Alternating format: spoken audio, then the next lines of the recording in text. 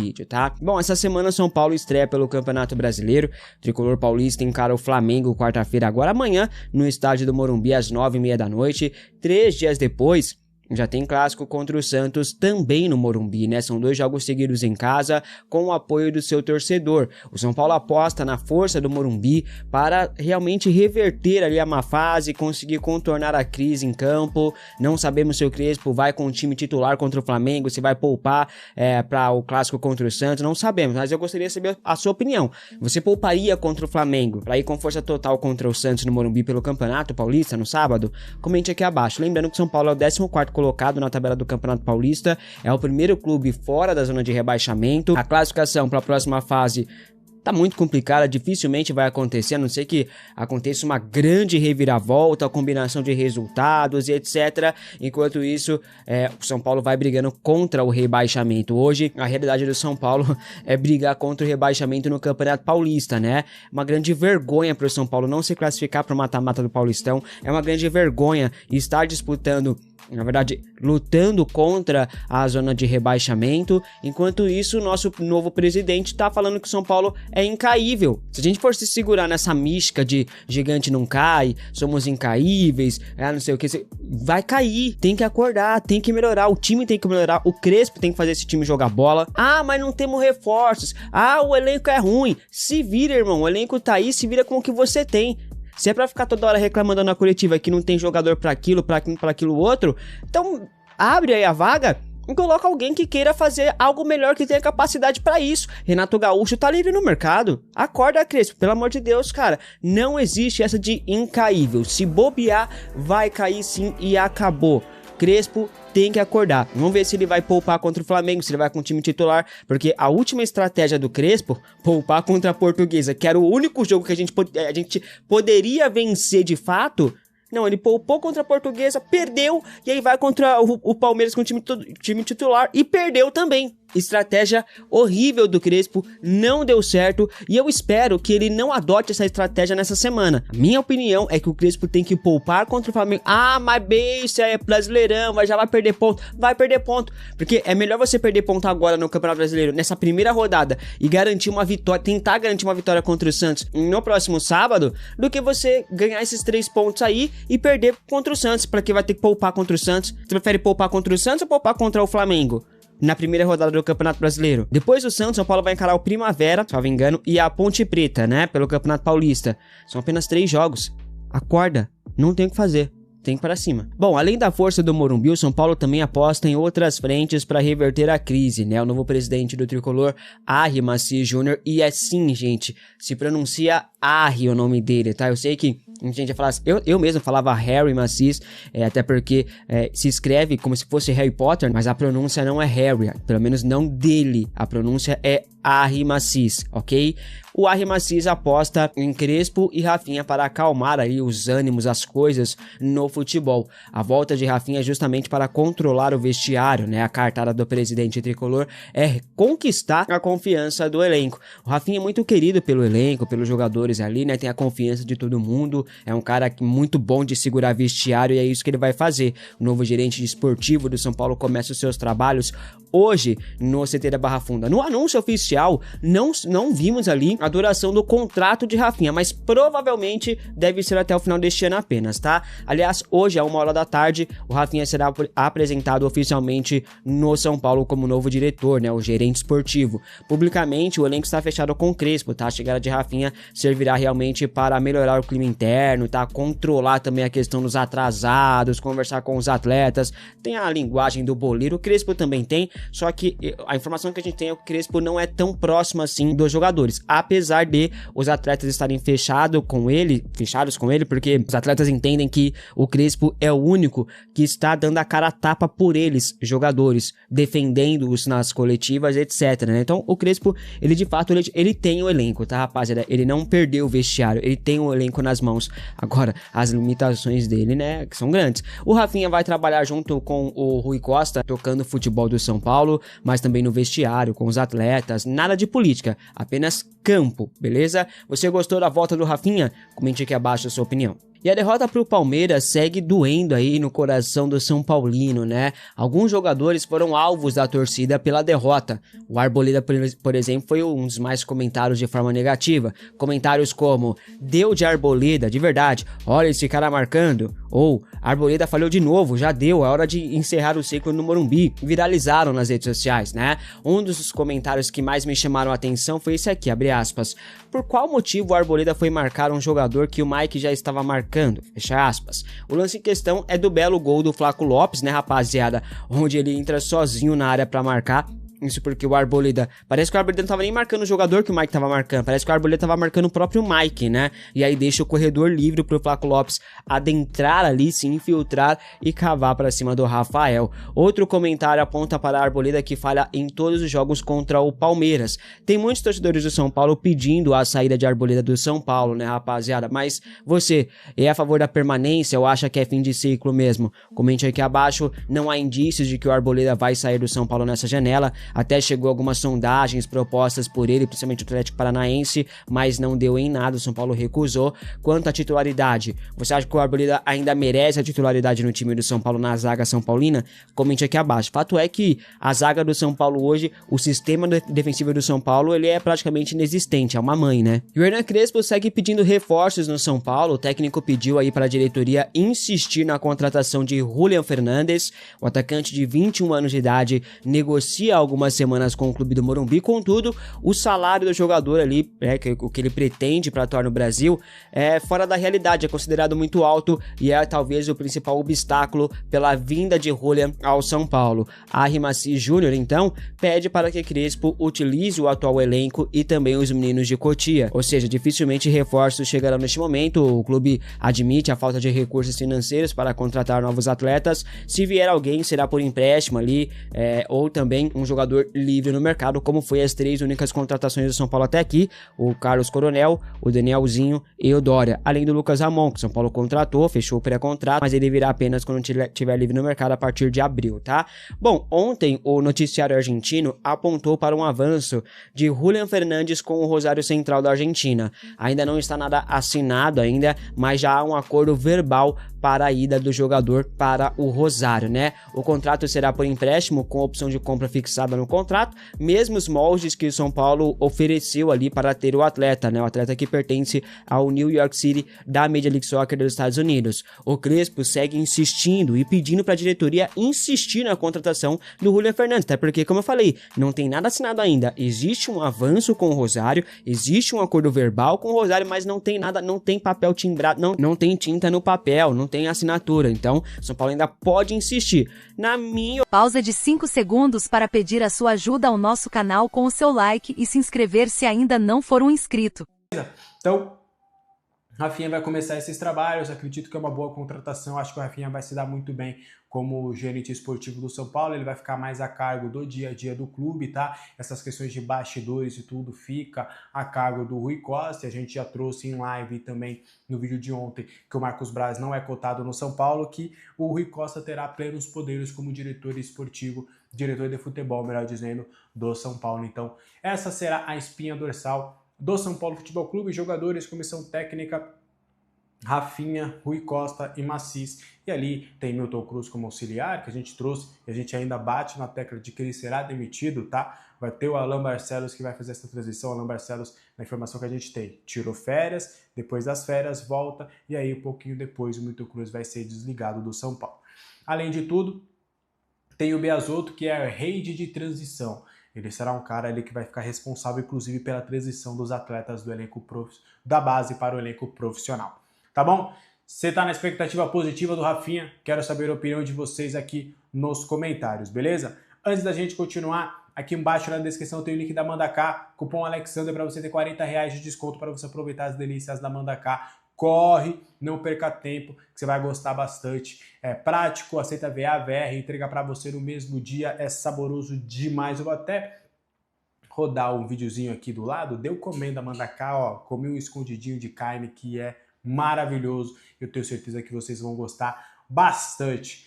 Beleza? Bora continuar trazendo mais informações do Tricolor Paulista. Daqui a pouco eu vou falar sobre os reforços do Macias. Alisson melou, não melou? Como é que tá essa situação do Alisson? Basicamente só falta o Pix, tá? O Alisson, ele inclusive já não faz parte mais do dia a dia do CT da Barra Funda, ele não tá nem treinando separadamente, ele tá fora, ele não pisa mais no CT, já pegou as coisas dele lá, já se despediu do grupo, então o Alisson não é mais jogador do São Paulo, pelo menos na teoria, falta realmente a prática, né? Porque até o momento o Corinthians não fez o Pix. Eu entrei em contato com a minha fonte lá do Corinthians, que está no meio dessas tratativas, e essa pessoa me disse que é uma questão burocrática, que até quarta-feira no máximo é só uma questão contábil, eles estão com uma grana aí para receber, eles vão pagar aí, acho que é o, se eu não me engano, não preciso ver a mensagem, é o Santos Laguna e o Tajeres, isso. São duas equipes que eles vão pagar, também referente ao transfer ban, e aí depois eles vão pegar 1 milhãozinho ali e vão depositar na conta do São Paulo para ter o Alisson. O Alisson esteve no CT do Joaquim Grava na segunda-feira, ele não pôde treinar ainda, não pôde realizar exames médicos, mas ele foi lá conhecer os novos companheiros, conversar com o Dorival Júnior, já foi se inteirar um pouquinho ali sobre o dia a dia do Corinthians. Então o Alisson não é jogador do São Paulo e a minha fonte no Corinthians alega que até quarta-feira eles vão realizar essa transação Pix. E aí, finalmente o Alisson vai embora do São Paulo, pelo menos de maneira momentânea, a gente espera que de maneira definitiva. Eu contei vários bastidores, tá, dessa saída, foi um áudio de 4 minutos, de alguns motivos que me fizeram ficar bem bravo com o Alisson por conta disso. Mas eu vou trazer para vocês só um pouquinho. O Alisson forçou muito a barra para poder sair, tentou dar uma queimada no Crespo e isso não pegou bem internamente, tá? Isso foi até um dos motivos do São Paulo querer não forçar, mas querer que a negociação fosse vista como muito positiva externamente. O São Paulo estava com um receio dessa negociação do Alisson até pegar no grupo, tipo, tá vendo? Ele forçou a barra, quis queimar o treinador e saiu, então eu posso fazer o mesmo. Então o São Paulo, por isso que bateu na tecla, quis a todo custo, a todo momento, realmente fazer com que essa transação fosse vista como positiva para o São Paulo. Eu contei lá bastidores exclusivos para os membros do canal de algumas situações onde o Alisson acabou pisando na bola. Para mim, pelo menos, é um jogador que eu nem lembraria mais com carinho, de verdade. Não lembraria nem mais com carinho. Para mim, esquece. É igual o Caio Paulista. Foi importante lá em 2023, não foi? Não faz falta e não é citado carinhosamente. E isso é a escolha do Alisson. Eu espero que ele se dê muito mal lá no Corinthians, que não jogue bola. Eu espero que ele faça essa temporada o suficiente para o Corinthians comprar. E aí depois, de verdade, tanto faz para mim, eu espero de verdade. Enfim, deixa eu ficar quieto, senão vou acabar falando até demais. Mas para fechar o vídeo de hoje, Massis já decretou quem ele quer como reforço do São Paulo e ele está convicto e tentando convencer ao máximo ao Crespo. Use as categorias de base. O Massis, ele foi olhar as finanças do clube, ele não viu grana. Ele quis se inteirar também com o Rui Costa sobre como é que estavam essas movimentações. E o Massis, ele bate na tecla do seguinte: ele entende que o São Paulo não terá condições financeiras de trazer jogadores de muita qualidade, jogadores que realmente possam chegar para serem titulares. Só que o Massis, além disso, ele entende que essa base, que Cotia, pode ter continuidade, pode ter sequência e podem ser os reforços que o Crespo precisa para a temporada. Na visão do Massis, eu vou dar um exemplo para vocês. Porque eu vou contratar um Julian Fernandes, que é um ponta mais ou menos, que pode até dar certo, sendo que eu posso maturar o TT ou o Lúcio, que são jogadores que podem ter uma evolução dentro do São Paulo e serem melhores do que o Julian Fernandes. Porque eu vou contratar um camisa 10 que vai ser uma composição de grupo, que não vai ser um camisa 10 que não vai... Um camisa 10 vai ser tipo... Não os nomes em si, mas a qualidade. Vai ser um Shailon, um Lucas Mugni, um Bosquilha. Jogadores desse nível que podem ajudar o São Paulo. Podem. Só que não chegam para mudar o patamar do time. Não chegam para ser sequer titulares. Então o Massis pensa, vamos dar rodagem para o Pedro Ferreira, porque ele pode se tornar um 10 acima da média do futebol brasileiro e a gente valorizar o atleta.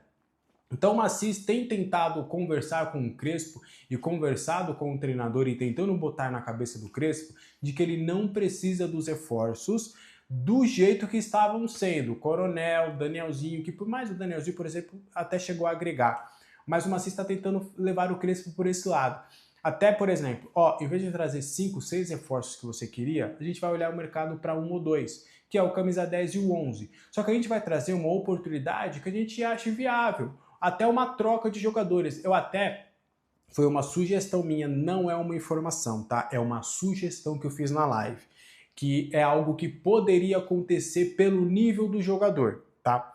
Por exemplo, pega o Ferrarese, chega no Galo e fala: ô Galo, eu te dou o Ferrarese e você me dá o Scarpa. O Ferrarese é mais novo, você pode valorizar ele e eu quero o Scarpa. O Scarpa chegaria com status de titular do São Paulo hoje.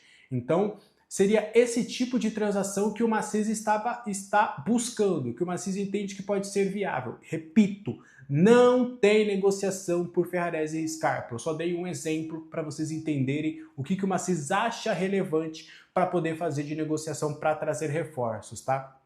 Hoje tá tudo muito frio. Alan tá frio, Zenon tá frio, Julio Fernandes tá indo pro Rosário Central. Tá tudo frio. O São Paulo não tem negociações quentes com ninguém neste momento. Então, o Macís está tentando botar na cabeça do Crespo de que os reforços da base podem ajudar.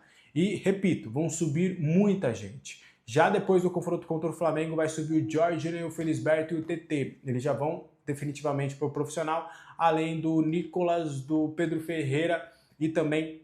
Não, só os dois, o Paulinho acabou machucando. Os dois já vão, inclusive, para o confronto contra o Flamengo. Então, o Macís ainda está falando, ó, tem o Matheus Ferreira, que é o camisa 5 que você quer. A gente ainda tem o Lúcio, o Gustavo Santana, tem o Osório, tem o Isaac, tem outras peças que podem ser utilizadas. O Macís está tentando e, na visão dele, os reforços que o São Paulo precisa para esse plantel estão na base neste momento, até porque ele não vê o São Paulo conseguindo grandes contratações na janela, a não ser que sejam desses moldes, essa oportunidade de mercado que acabe surgindo. O que você acha dessa escolha do Macís? Você acha que ele está correto nessa opinião? Quero saber de você. Eu acho que assim, eu acho que era o que o São Paulo precisava agora. Eu acho que, não sei se no outro momento eu falaria isso, mas eu acho que para o momento vai ser importante porque o São Paulo precisa desse jogador. Eu vejo o Rafael como capitão do São Paulo e me dói quase que fisicamente ver o Rafael como líder do São Paulo. Eu acho que assim, ele é um bom goleiro, eu considero ele um bom goleiro sim, que a gente fala que ele não é goleiro para o São Paulo, mas eu acho que ele é um bom goleiro, acho que ele salvou o São Paulo em muitos momentos, mas não dá ele como líder, entendeu? Eu acho que o São Paulo não tem esse jogador, não tem esse jogador. Eu acho que o que mais se encaixaria ali é o Luciano, que é o jogador que briga, mas também acho que ele briga demais, não sei se seria esse perfil também. Então o São Paulo carece de lideranças. E eu acho que o Rafinha pode fazer isso, pelo menos por enquanto, até tudo se resolver nesse momento crítico do São Paulo, porque acho que ele vai tentar conduzir da melhor forma possível no momento caótico que o São Paulo vive. Porque a gente não saiu do momento caótico ainda. A gente saiu um pouco, acho que a gente se liberou um pouco por causa da saída do Casares. É óbvio que muda muita coisa. Agora temos o Harry Macís. Só que, assim, é um ano conturbado para o São Paulo, tanto dentro quanto fora de campo. É uma coisa que a gente vai falar daqui a pouco, que é a declaração do Rafinha, né? Uma declaração forte, assim, pensando no futuro do São Paulo em relação à comissão técnica até.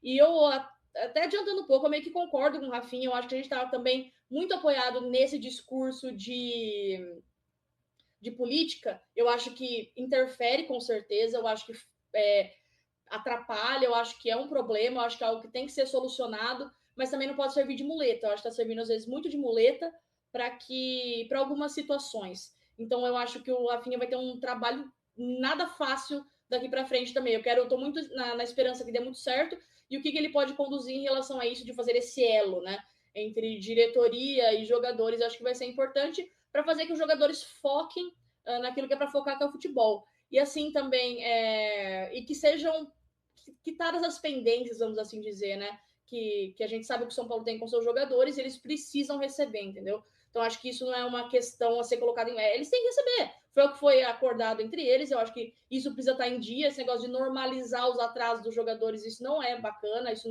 não deveria acontecer. Então, acho que agora é o momento do Rafinha ajudar nessa condução desse momento que não é nada fácil. Eu acho que por ele estar ali, por ele conhecer bem até esse elenco do São Paulo, os jogadores, eu acho que é isso. Então, mas assim, vamos ver. Eu acho que só vendo mesmo para ver como vai ser. Eu acho que é uma experiência nova, inclusive para o Rafinha, né? A primeira experiência dele nesse cargo de diretoria, assim, porque ele se aposentou, foi ser comentarista de futebol e retorna agora para o São Paulo. Mas eu tô na esperança que isso possa dar certo para ajudar o São Paulo nesse momento assim caótico, porque a gente ainda vive um momento muito caótico dentro e fora de campo. Assim, a preocupação tá tá pairando ainda no Morumbi, ela não foi embora. Então acho que vai ser importante que isso dê certo. A gente tem que torcer muito para que isso ajude muito o elenco do São Paulo. Exatamente, exatamente. Tem que torcer para que isso seja algo benéfico. Eu gosto da escolha do Rafinha, acho um cara extremamente vencedor, São Paulino, e que o elenco gosta bastante dele, né? Quando ele sai, o São Paulo fica com uma carência de liderança muito grande, passa essa liderança para o Luiz Gustavo e o São Paulo perde ela na última temporada.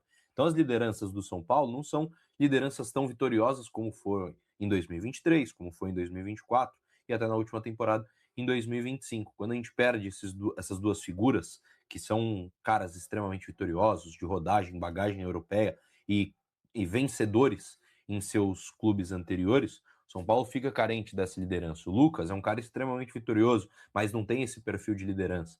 O Rafael, como a Van falou, que é o capitão hoje do São Paulo, não foi tão vitorioso na carreira e não é toda essa liderança como era o próprio Rafinha. Então, São Paulo ganha um profissional que vai para uma área nova, acho que isso a gente também tem que ficar de olho, nunca desempenhou nada semelhante numa diretoria de clube, mas eu acho que pode ser benéfico e pode ajudar o São Paulo num futuro próximo. Matheusão, queria saber de você suas impressões quanto a Rafinha e que a famosa frase que ele disse no Grêmio, que onde Rafita está, és caneco, que ela seja concretizada nesse ano de 2026, Matheusão.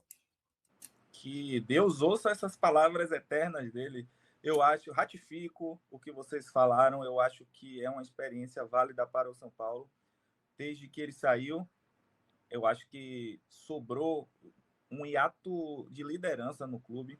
Eu acho que ele tem essa condição de fazer esse liame, essa ligação do meio-campo entre a comissão técnica e a diretoria, jogadores e diretoria, esse perfil dele, boleiro, às vezes brincalhão, às vezes sério, mas que sabe como interagir com os três nichos que eu citei.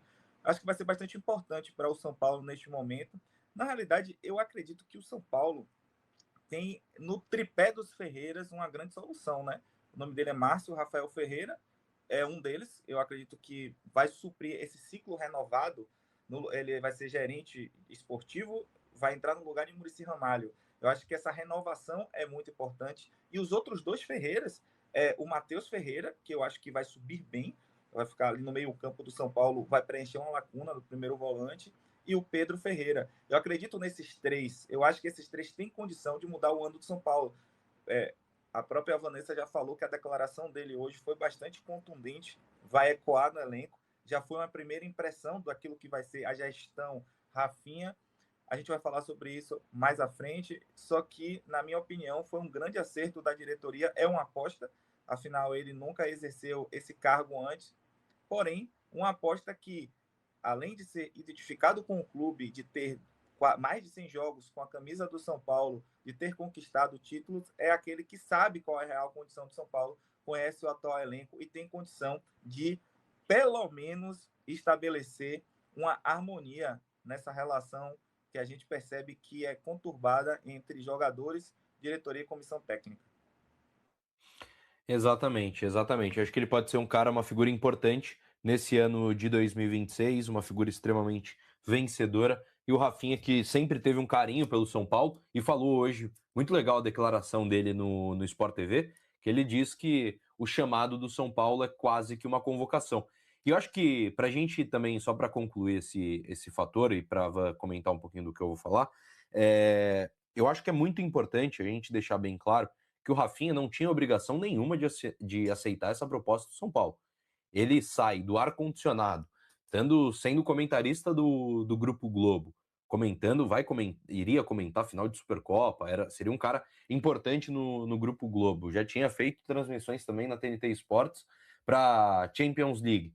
O cara sai do conforto para acionar e para aceitar uma bucha dessa, que é hoje, tá na administração do São Paulo, cara, é no mínimo um ato que a gente tem que bater palma pro Rafinha e agradecer por estar aqui. Acho que não é nada de, obrigado, Rafinha, você vai ser o salvador da pátria. Não, mas eu acho que é uma atitude louvável de um cara que sempre se disse São Paulino, principalmente quando chegou aqui, e na primeira oportunidade que teve de retornar, mesmo num sistema hoje do São Paulo extremamente complicado e de difícil manejamento por parte da diretoria e também dentro de campo, ele aceitou e resolveu voltar, né, a vestir a camisa do São Paulo. Acho que isso é algo que a gente também tem que valorizar, Van.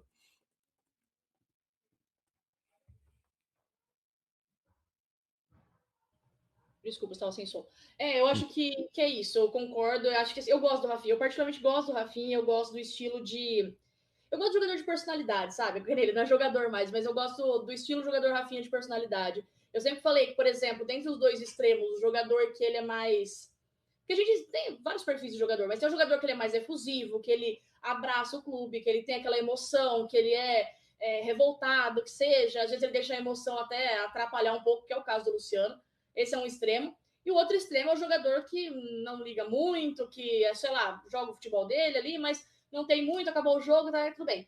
O certo seria ter um equilíbrio do jogador que sabe controlar suas emoções, que veste a camisa, essa coisa toda, entrega a parte técnica, mas também tem aquela personalidade, né?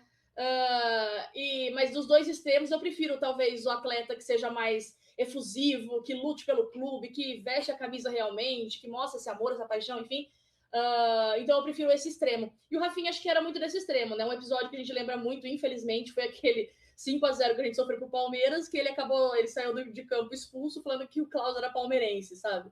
Então, enfim, ele defende o clube, ele defende, eu acho que, como eu disse, isso pode atrapalhar bastante em muitos momentos, como ele era atleta, mas isso é muito bom, porque é um cara que realmente demonstra essa preocupação. Eu acho que algumas pessoas falam muito, né, que amo São Paulo, deve muito ao São Paulo, que São Paulo... mas assim, não fazem nada na prática mesmo, né? Na prática, não, quando precisa, foge. Ou quando a gente precisou, quando esteve ali, não fez absolutamente nada. Então agora a gente vê essa atitude do Rafinha, dele vir para São Paulo, assumir essa posição e conseguir controlar mesmo da melhor maneira possível, conduzir esse elenco.